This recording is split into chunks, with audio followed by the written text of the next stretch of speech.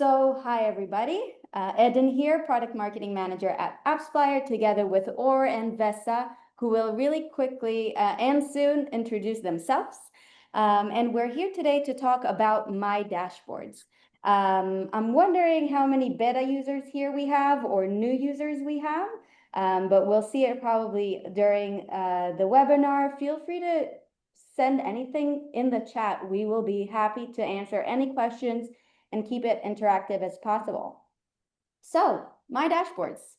Let's start, and let's go before anything around what we have in the agenda. So we will take some time to meet My Dashboard, what it really means, why did we create it, then why did we really want to tackle a specific challenge space, and we will talk exactly about that in a few minutes. Then we will take you to the most interesting part, the 3 pro tips and best practices for you to activate already after you finish the webinar. You can go ahead and practice it on your own, experience the full potential of My Dashboards. Then we will dive into what's next. So My Dashboards is a new experience, but we're planning so much more, and we're very excited to share with you what's on the roadmap. And we will leave some time for Q&A. So again, if you have any questions during the webinar, feel free to just write it in the chat. Now, I wonder how many of you had a delay in a campaign because the data wasn't ready or waited days to get one number from your BI. We all know that it costs a lot of money, these delays. And that's exactly why we built My Dashboards. So what is My Dashboards? Let's break it down. So My Dashboard is a fully customizable analytics workspace inside AppsFlyer. So it unifies all the performance data that you're familiar with, from activity data and dashboards, LTV data, overview dashboard, scan, SSOT, all of that in one place in real time. So whether you're a UA team lead or a manager, UA manager, marketing exec, it's built for you. So you can measure and align your different teams and make fast, confident decisions. Simple as that.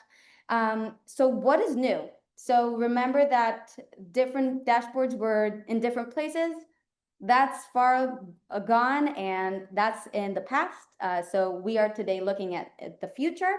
And it's more than just a feature upgrade. It's a new way of working. And that's why we are here to share a little bit more about best practices on how you can change your workflow in the most efficient way. And it provides you one centralized view with all your key data, finally all in one place. So also you can custom any view all in one place, build your own dashboards that reflect your own KPIs and your own workflows with no code needed. So I'm actually really excited to show you the flow of best practices, but let's finish why it matters. So this launch is helping you teams move faster, align smarter, and get more from your data without any additional tools or additional headcount. And we know how important it is today. So we're not replacing the BI, but it's a shortcut to clarity when time really matters. And let's start this webinar around talking about the challenges and the pains our teams are strongly working with, from UA managers to UA team leads, CMOs, and why did we even gathered here? So what is the challenge? And when we collaborated today with Vesa, marketing innovation lead from Wolt, I asked, what is his challenge? And when we spoke to you, this sentence actually really stood out to me. And I feel like it's connected to everyone here. So you mentioned that you're constantly answering, why does this data look this way? Now, Vesa, before we jump into anything, can you quickly just represent yourself, your role, responsibilities? Sure thing. Thanks, Eden. So, hello, everyone. My name is Vesa. I'm working in the global marketing team here at Wolt, located in Helsinki, Finland. And basically, my background is in UA and performance marketing, but in my current role, I am sort of like a guy between the marketers and the engineers. So those of you in the audience, if you've ever worked with product teams and engineers, you might have noticed that like the engineers and marketers don't always speak exactly the same language. And so that's kind of the sort of barrier that I try to kind of take down in our organization. So kind of translating those wants and needs from the marketing folks to concrete engineering tasks for the product team. That's very cool. A very important focal point between the teams. Do they come to you only with this question, or there's other gaps that you discovered along the way that you feel like you need to align these teams as what it takes in your role? I think the questions and requests that come along are from a pretty wide range of topics. But data is one of the, I'd say, more common ones. I think part of it is because the whole data landscape is quite complex these days. So sometimes people just kind of struggle to wrap their head around on like what they should expect to see, why they're seeing something. If something is a little bit off, is it just something in the market, or like did something weird happen under the hood or what? So data is a realm where I spend a lot of time. Yeah. So Vesa, what you're saying here and experiencing, if we can be really candid, I feel like it's not unique. It really captures a universal challenge in the market that we need to reduce the noise of like the sea of data, everything, everywhere. And you want to get to that true data that you can trust and work fast with. So again, different teams work in different ways and they use fragmented tools also. So it's not only the different teams work different ways, it's also the tools. Some may use spreadsheets and that team uses Looker and that one uses Tableau and that dashboard. So it's hard to trust the numbers and it totally makes sense what you're saying. So let's move on and discover how you, together with Or, really understood how you can take this challenge and turn it into something better you can work with together with the team. So before I give the lead to Or and Vesa, these are the 3 pro tips that we will walk you through today. So we will start by looking at the bigger picture. What are the KPIs we want to look into when we start the day? How to really, really drive growth. Then we will look into how can you create different charts or widgets that works for your way of the business, the way your marketing team works to build full efficiency workflows. And last but not least, how can you create this dream dashboard, one dashboard that you can wake up in the morning and just look at. So without further ado, Or take the lead. Please present to yourself. Thank you, Eden. So yeah, hi everyone. My name is Or, and I'm a product manager here at AppsFlyer for the past 4 years, working on the analytics products, and now with my dashboards launch last week. And in this session, what we're going to do is to explore alongside with Vesa the key factors that drives Wolt's growth. And for everyone here that doesn't know exactly about Wolt, so let me just say that they are a really industry leader. They are really well known for their addictive food delivery service, app, features. I don't know if you're hungry most of the time, but if you're hungry, you should have Wolt installed. I'm sure you probably do. But what you should actually know is what a huge growth that Wolt had in the past few years. And a lot of it is attributed to their marketing practices, their marketing innovation. So I'm really excited to hear from Vesa now what kind of things they do to drive such growth for their service, app, product, etc. So Vesa, can you please share with us what are your main KPIs, 2 or 3 top KPIs for user acquisition that helps you to navigate growth, to see the growth, to understand what's happening? Yeah, of course. So new users are, of course, one of the most important drivers for growth for the entire business, and we kind of view it as a sort of investment in the future. So the new users we get in today will be there years to come to then generate more revenue. And therefore, like the primary KPI from the UA context is essentially what we call like a first-time purchase. So this basically means a new user who creates an account and makes an order in the Wolt platform. So that's essentially our definition of a new user.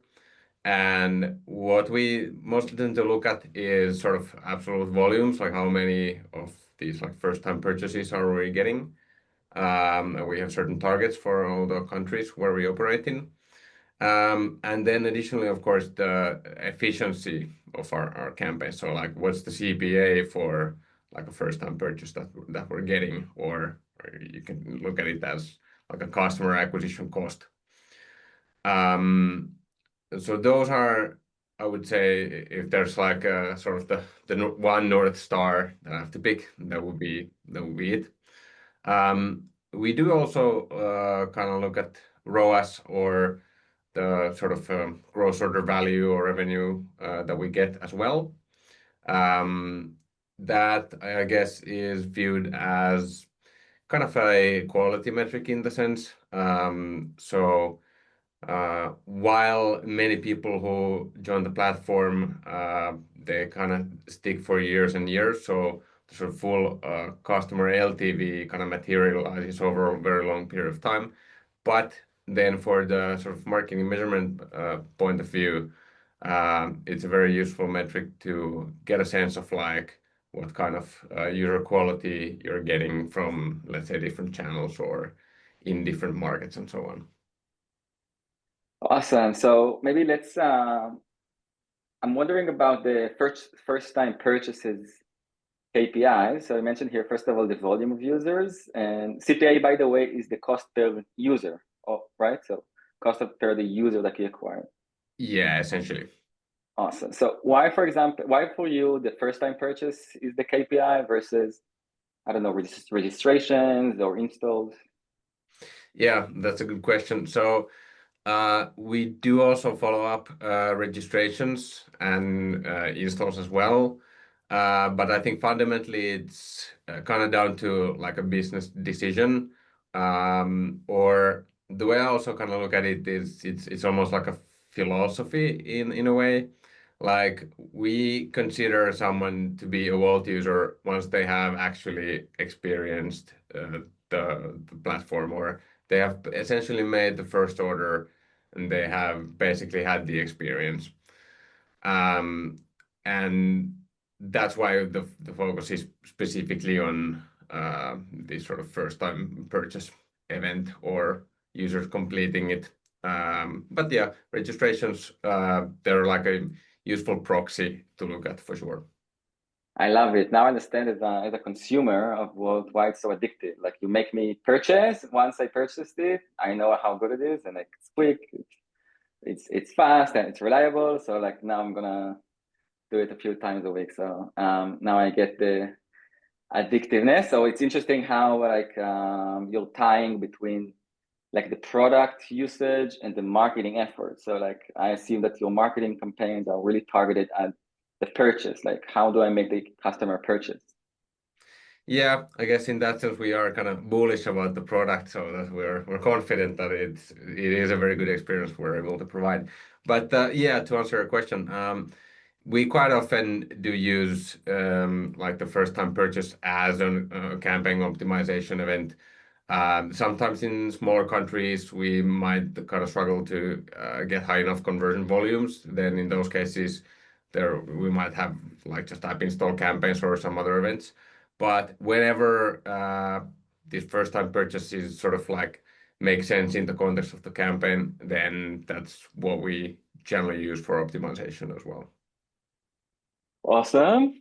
And let me touch also on the ROAS. I think ROAS is very much a well-known metric that a lot of folks are using. But what's interesting with you guys is that you use the in-app purchases, the revenue coming from the purchases only, while I'm assuming that you also have other types of revenue streams like subscriptions or ads revenue. So why specifically the purchases revenue is what you optimize for? Yeah, that's absolutely correct. The main reason is that like the ROAS from like the purchase event is very closely connected to this like sort of first time purchase or that sort of user acquisition event. Um, uh, and I guess additionally, for example, the ads revenue, all of that is running in kind of like separate systems in a way. So to have something that's very clear and concise to the UA managers and something that's easy to set up as an in-app event in AppsFlyer, like purchase and that purchase revenue is just something that kind of makes sense for us in this context. And while we also, I think we do has some value in other events so that they can be used for like value-based bidding in different channels. Then in order to get like your like the purchase is after all the moment where like money exchanges hands. So then that's sort of what makes sense for us to then look at. I love it. Also, it's tied up into the product, so it's like it's very much about the product experience. Yeah. Cool. I love it. Do I have time for one more question, Eden, or should I run into how you can so easy do it with my Great dashboard? question. Show it. All right. So maybe now what I'm going to show is like so Vesa shared with us the best practice, and now for the past 2 years we've been spending here in the at AppsFlyer for the past 2 years building my dashboard. And the goal is to allow marketing people to quickly and easily being able to do all of these things that until now you had to have BI engineers or Google spreadsheets capabilities skills. Now it's so easy to do it with much less labor work. So maybe I'm just gonna quickly show how easy it can be done with my dashboard. So I'm going to create a new dashboard for this webinar custom view. Let's select multi-app to look at iOS and Android. And what I'm going to do is so quickly just to create these KPIs shared from Vesa. So what I'm going to do is select a metric. So we have here all these in-app events in our demo account. One of them is the AF purchase. And I'm going to select the unique users, which represents the first time that any user that has done the AF purchase. And I'm going to select the day 7.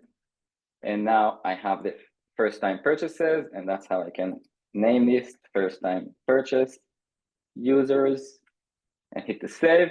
And now I want the CPA of the same events. I'm going to duplicate it. And instead of the unique users, select the CPA. For the ones that I'm not sure exactly what CPA, so CPA is basically the cost per the unique users that did this event. So it represents how much we spent for the users who've done it for the first time, because we select because we count the only unique users who've done this event. And now I want to create the last KPI shared with Vesa, but we don't have that pre-built by AppsFlyer. So what I want to share with you here is this new custom metric feature. And also on this one, we've been hearing a lot of feedback from you guys, how much you need that, and we understand why. So we built that way for you to formula really quickly, take all the building blocks like a spreadsheet. So take the building blocks and create a formula that calculates exactly the metric that is right for your question, for your business, for your KPIs, for your campaigns, for your geography, you name it. Let me show you how easy it is. So I'm going to take I want to calculate ROAS D7 of purchases only, right? So if you have in-app events with for subscriptions, or if you have ads revenue, or if you have different in-app events like add to cart that you also assign with revenue, all of them you can just block out and calculate ROAS that is relevant for your use case. So here I'm going to select the AF purchase and select revenue and period day 7 Or if divided by I cost. can quickly be candid, I know we have a QA session. However, I'm getting a few questions in the chats that I feel like are super interesting for this moment.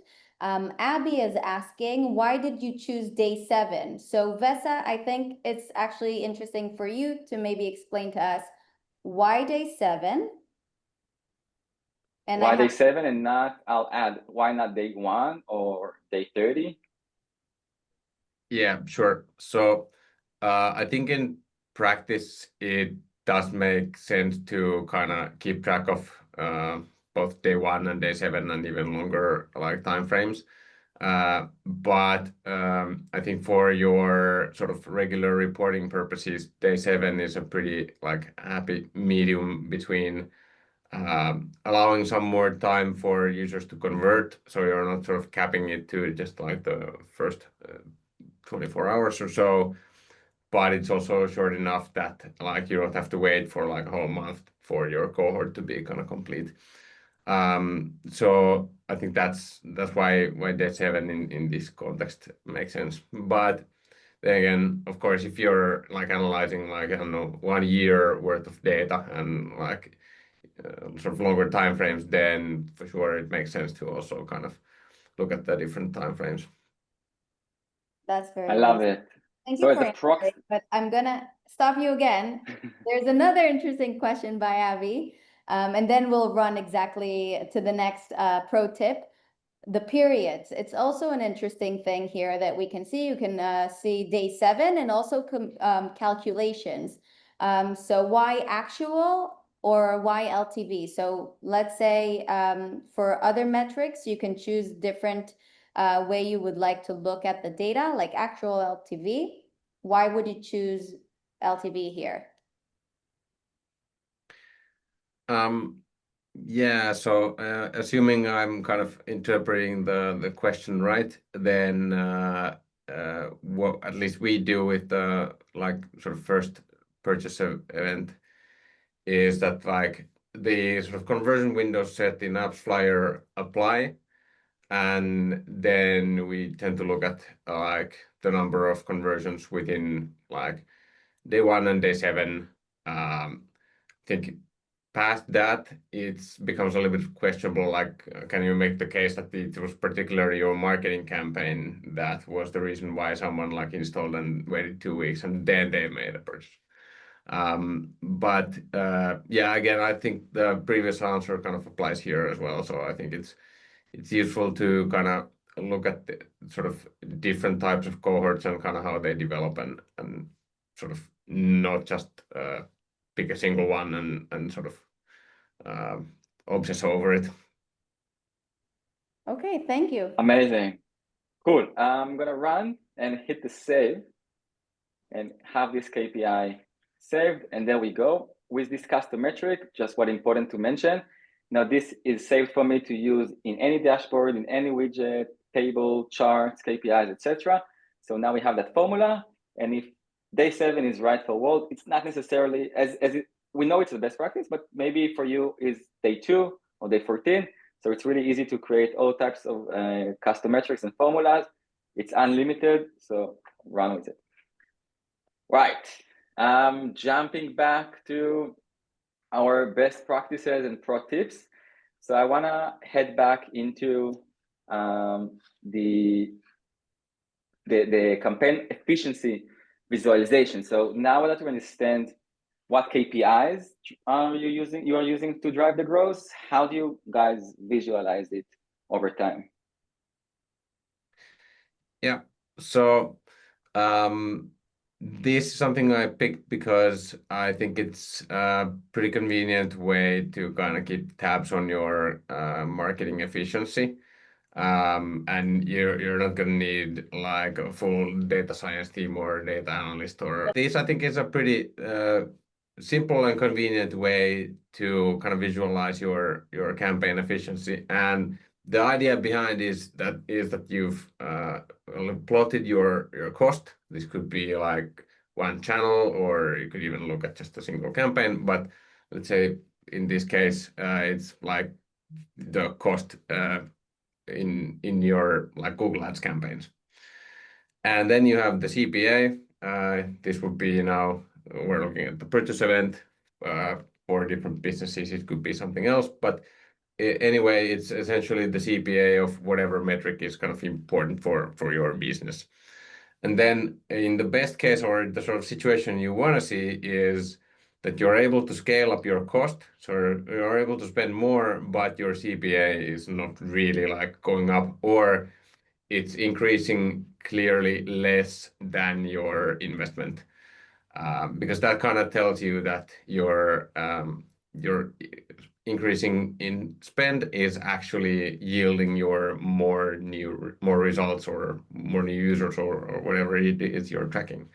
If you saw basically both of these going up at the same rate, so like your cost increasing and the CPA increasing at exactly the same pace, then that would basically mean that you're just spending more money to get the same amount of users, and that I think is not something anyone running these campaigns wants, let alone the CMO of your company.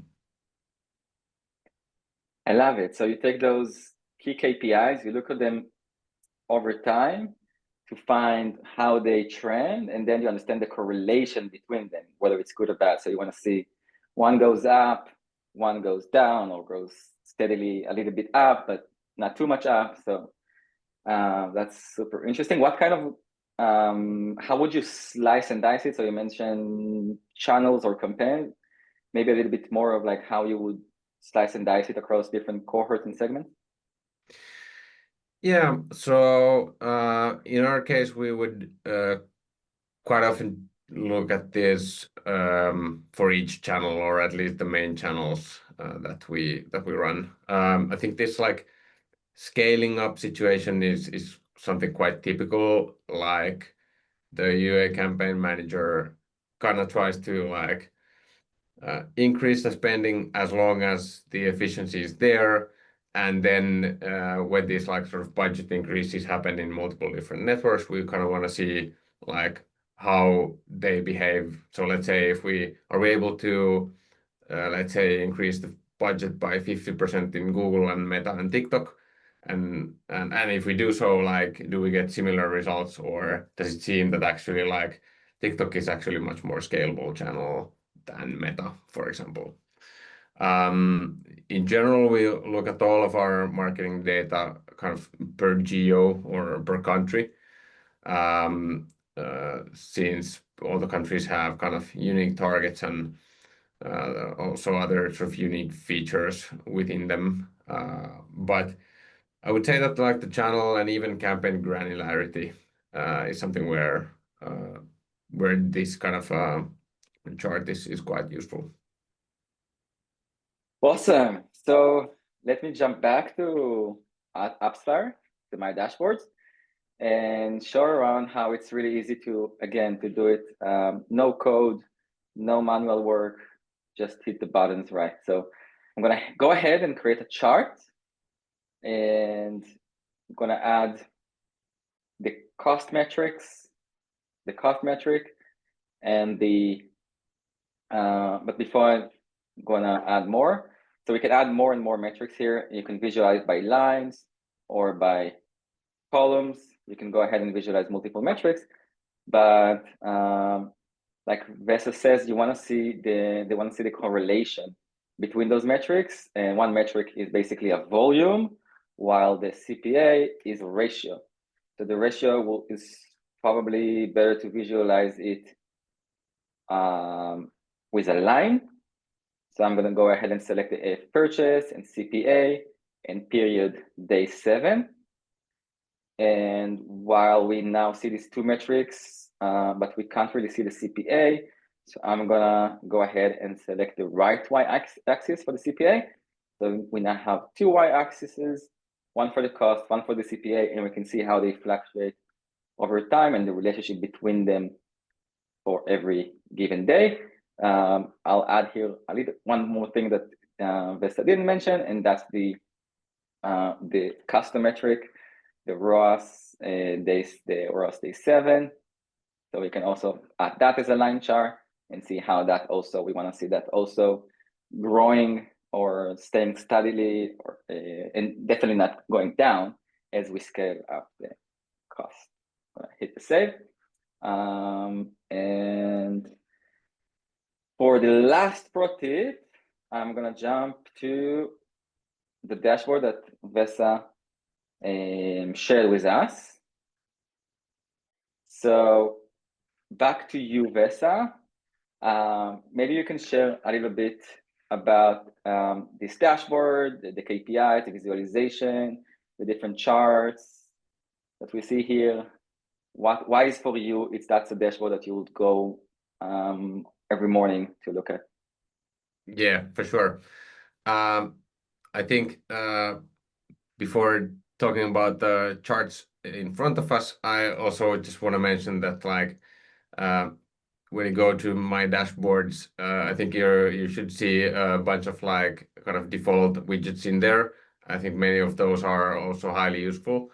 So when I was kind of working on this, I actually kept many of them just kind of had them right off the bat, and then just added some more stuff that I found to be very useful, but wasn't sort of there by default.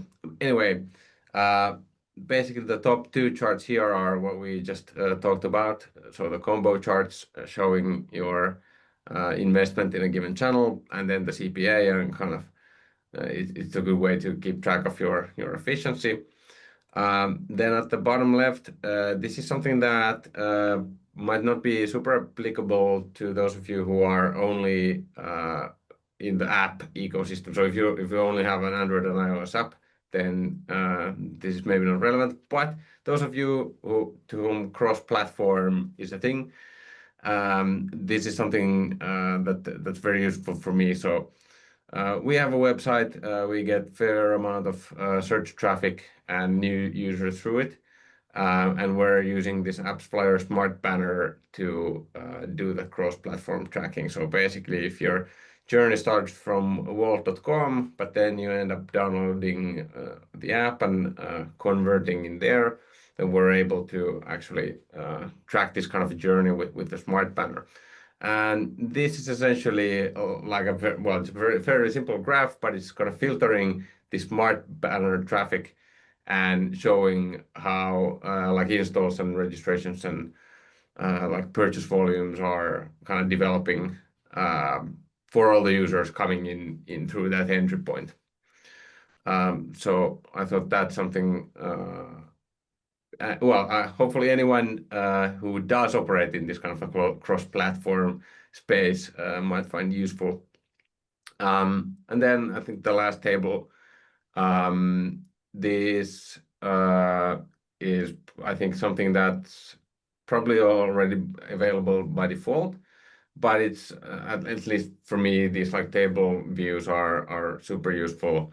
I think it's many times a very convenient way to kind of ingest a fair amount of information.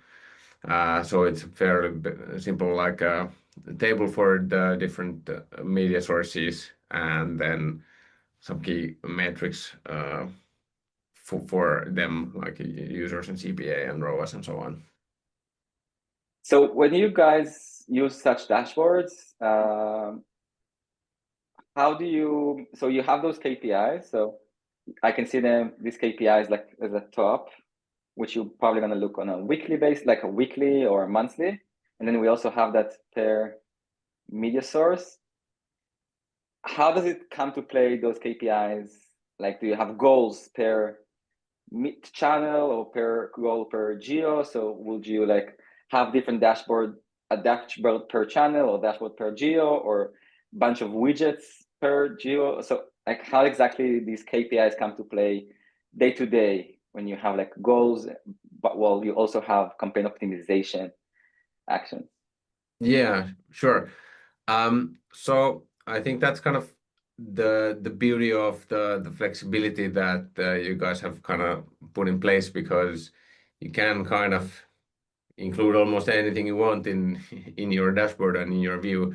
And so I think it would very much depend on the user, like what is relevant to them. In my case, I kind of have I guess, a hybrid dashboard of sort of global metrics like total app installs, total registrations, and other events, as well as some channel specific stuff. So I might have certain widgets that have like a snapshot of each of the main channels that we have. And then I know that the many people in our team, they might be working with, let's say, all the Nordic countries or Southern European countries. So those folks generally would just sort of like filter with the geo and include their countries. And the filtering capabilities are also super convenient because then you kind of don't have to worry about it that much when you're creating a new widget, and then you can kind of narrow it down later on once you're kind of working with the dashboard. So yeah, I think fundamentally like the TLDR is like whatever you want to have there. I think depends a lot on like what is the work that you do, what are your requirements. Um, but like my use case, I guess, is kind of global perspective, something similar to like I guess what management would look at, but I also want to be able to kind of dive into the details as well. So kind of hybrid setup in that sense. That's super interesting. Thank you. Before I pass it to Eden, I'm just gonna share the last thing that you guys can do with the dashboard, which is basically share it, make the dashboard shared. It's gonna be available to all people in the account, so you can have like a template of your own, of the organization, or multiple templates per the use case. You can copy it and send it to anyone to go ahead and use it. They can just go in and see exactly what you see, or they can save as and have it as their own personal as a template of their own custom made for your organization. Whew. All right, that was super interesting, Vesa. Thank you so much. Passing it back to Eden. Amazing. Thank you so much, guys. Super insightful. So again, sharing this sharing ability, I know that we went through different tips, but again, we want to encourage you to work together, whether you're in BI or marketing teams. We realize that My Dashboard isn't just an individual analysis tool, it's really for collaboration. So when you work on something and you feel like this would be beneficial for another team member to duplicate. So Vesa works on a global level, but then if a team member of his would work on it on a regional level, that could also be very interesting for the team to work in the same workflows. So again, thank you guys. Next. What is next? So My Dashboard, you're going to hear more about it, but we started with these functionalities, but so much more is still coming. So on this special webinar, we wanted to introduce you to some interesting and special features and workflows that you will be introduced real soon. So first of all, I feel like this is a holy grail and everyone's been waiting for it, highlighting your numbers in a snap, just like that. So simplifying your decision making, it will be very customizable, as you can see just in this mock-up. And it will be coming very soon. Hopefully we'll introduce it to you already in a few weeks, so stay tuned. Next, last but not least, AI, the buzzword of these years, the years. You can simply just answer your questions by just asking this AI chat a question about your data.